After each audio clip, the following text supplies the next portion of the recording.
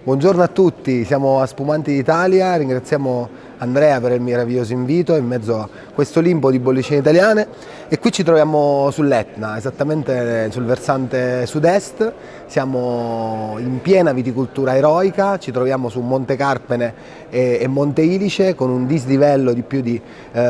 200 metri tra gli iniziali 650 e i finali 850, quindi una piena viticoltura eroica dove l'azienda coltiva unicamente varietà autoctone, quindi il Carricante, il Nello Mascalese, la Minnella Bianca, il Catarratto. E qui presentiamo l'idea dell'azienda, in primis il nome, quello che è Cantine di Nessuno, che si rifà a Ulisse e alle sue prodigesta che appunto approdando in Sicilia nella leggenda si fa chiamare appunto, si presenta al Ciclope come Nessuno, quindi questo è uno dei principali motivi per cui la cantina si chiama di Nessuno e anche per un altro motivo che è molto interessante, quello che dal punto di vista sociale e antropologico la terra è di tutti e di nessuno e quindi chi la coltiva deve avere quell'istinto, quella voglia di condividere il piacere che dà la terra. Beh, sono 3 gli spumanti che produce l'azienda, ma qui ne abbiamo 2, tutti Tenello Mascalese, uno in rosato da 24 mesi e una unificazione in bianco da 48. È stato il primo Apum, il primo spumante che l'azienda Cantina di Nessuno ha fatto.